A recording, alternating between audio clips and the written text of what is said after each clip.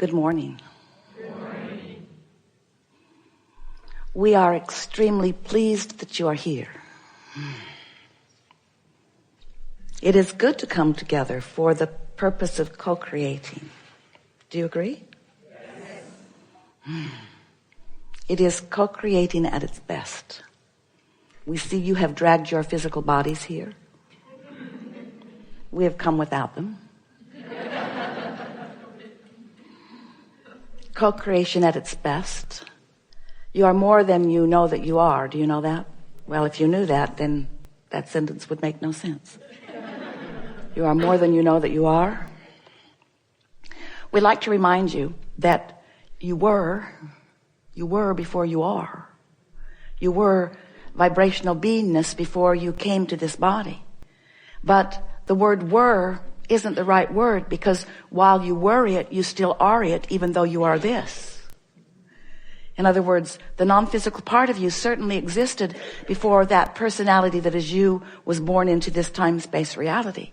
But that non-physical part of you still exists, even though you are here. And the reason that we talk to you like that about it is because sometimes you affect a seeming unnecessary separation between that you and this you. And your emotions are all about that. That non-physical part of you who existed before you came into this body is now the furthest, most expanded vibrational part of you, because as you sift through life and know what you don't want, and therefore identify sometimes more vividly than others what you do want, you emanate a vibration that the larger part of you receives and becomes. So every time you ask for an improvement of any kind, the non-physical part of you becomes that improvement. You like that? Becomes that improvement. Now, the question that this gathering is really all about is, when that broader part of you becomes the improvement, are you becoming it too? And the answer to that question is usually no, not right at the beginning, because you launched the rocket out of contrast, and you're usually a vibrational match to the status quo. You're usually a vibrational match to what you've been observing, which is what caused you to launch the rocket.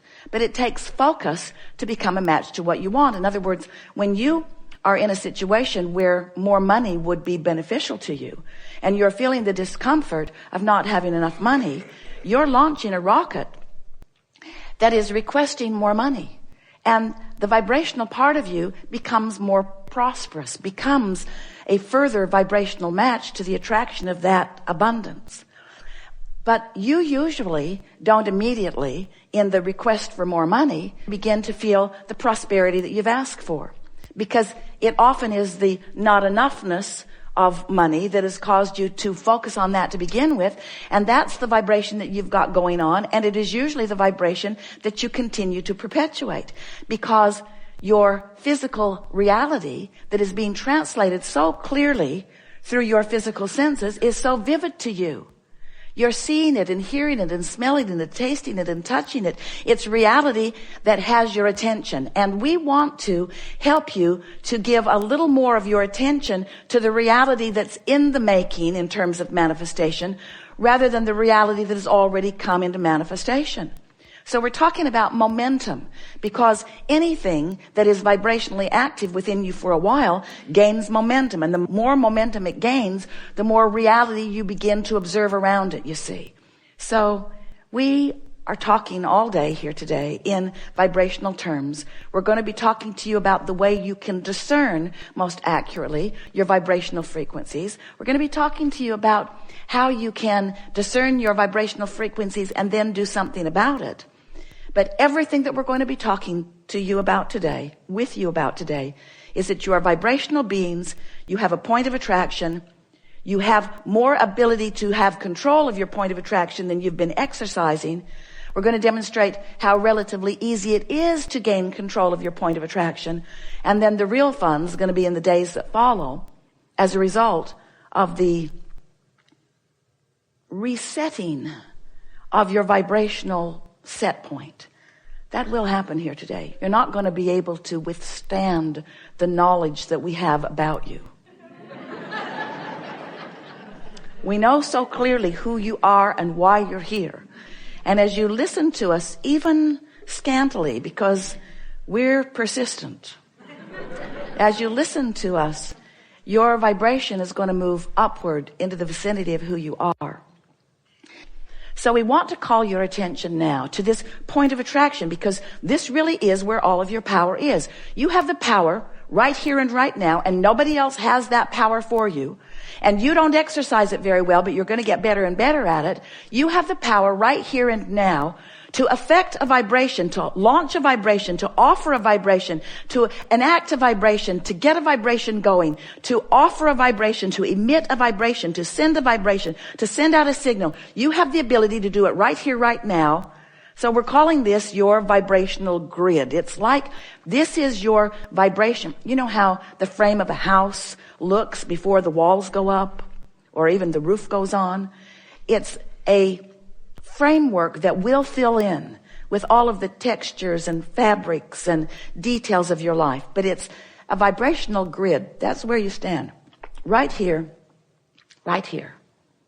You stand here. Now we want to talk to you about what vibration or what emotion you are holding or maintaining or emitting while you're standing here in your powerful now. Are you elated? So the grid spins, and we want you to think of the grid as an emotional grid. So pure positive energy, elation, exhilaration, love, appreciation, high flying, good feeling. Ooh, high flying. Or there is depression, not so high flying. Or there is overwhelmment, not so low but not so high flying. In other words, all of the emotions that you know, they equal these sort of spinning grids, these points of attraction. And you've got different grids on different subjects. And you've sort of got a medium grid. You've sort of got the grid where you usually hang out. So we're going to drive you a little crazy because we're going to call it your grid. We're going to call it your high-flying disc. We're going to call it your spinning grid. We're using every word that we can find because we want you to begin to understand your point of attraction and what you're doing with it. And even more important, we want you to understand the vibrational grid that you're choosing and its relationship to this high-flying vortex that is you. In other words, you can't set your radio dial on 98 FM and hear what's being broadcast on 93 FM. The frequencies have to match up.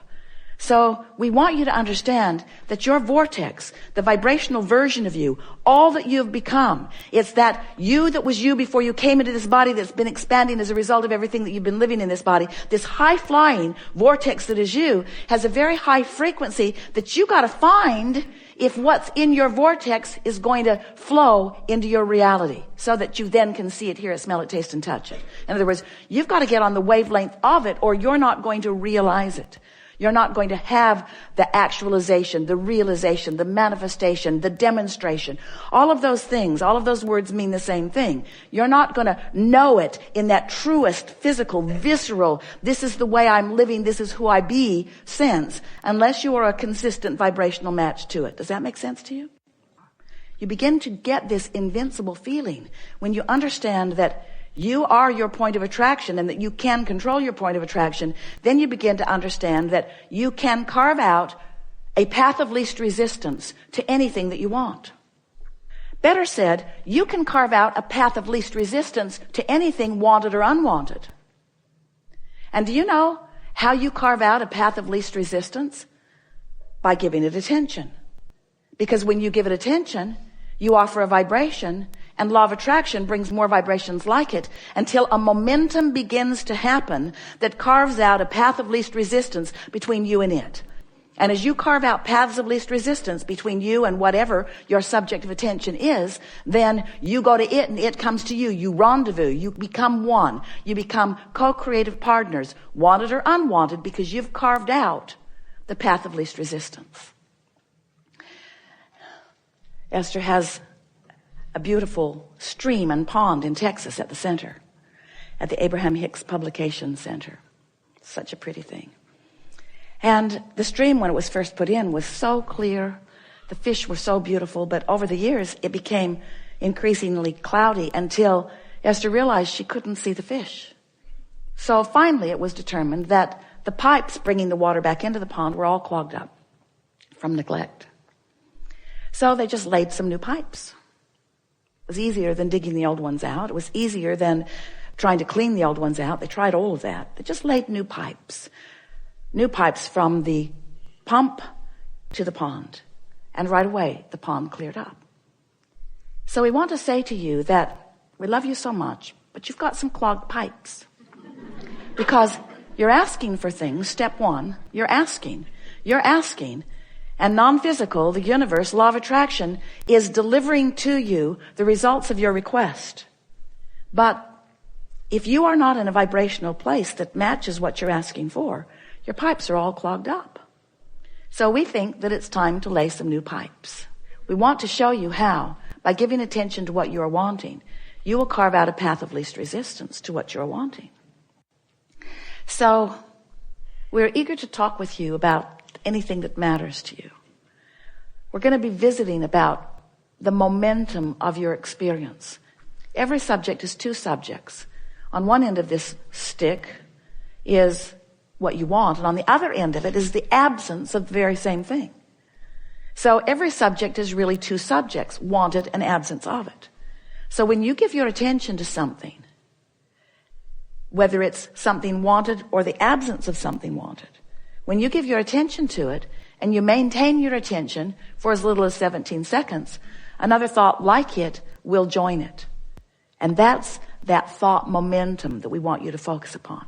Hold that thought for another 17 seconds and another thought like it joins it, and another 17 seconds, another thought. And by the time you cross the 68-second mark, 17 seconds, you've got 17 seconds to decide the momentum of a thought.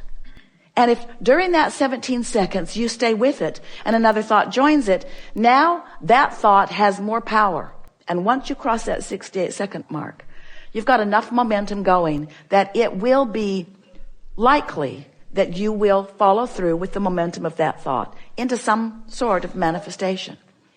So we just want to call your attention to that, because when you begin to recognize how powerful your thoughts are, it makes you want to flow them with a little bit more precision. This is going to be a conversation of true fine-tuning. We don't want you to freak out about the thoughts that you're thinking. We see you cancel, trying to suck them back. Esther said to someone the other day, I have something to tell you and I only have 17 seconds to do it in. She was very fast in her conversation. But we want you to realize that you have the capacity to choose a high-flying disc. Your probability of finding it is first thing in the morning, before other things have become active that make it more difficult.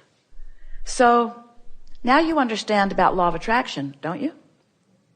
And now you're understanding a bit about your disc, choosing your thought, your relationship with who you are, yes? You have a sense of momentum. So you're understanding momentum of thought.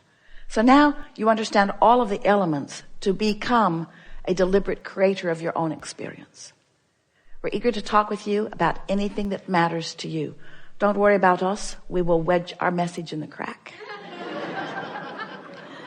It is our expectation that together we will discover new nuggets of refinement and new methods of application. And most of all, new heartfelt, from your standpoint, reason for more deliberate focus. We know that you want to be the deliberate creator of your experience. We know that for the most part you aren't the deliberate creator of your experience. That you are doing more creating by default, by habit of thought, by old belief, by old pipes, than you really mean to. A belief is just a thought you keep thinking. It's a habit of thought. It's a thought that has enough momentum that things are actualizing around it, and that's why you believe it.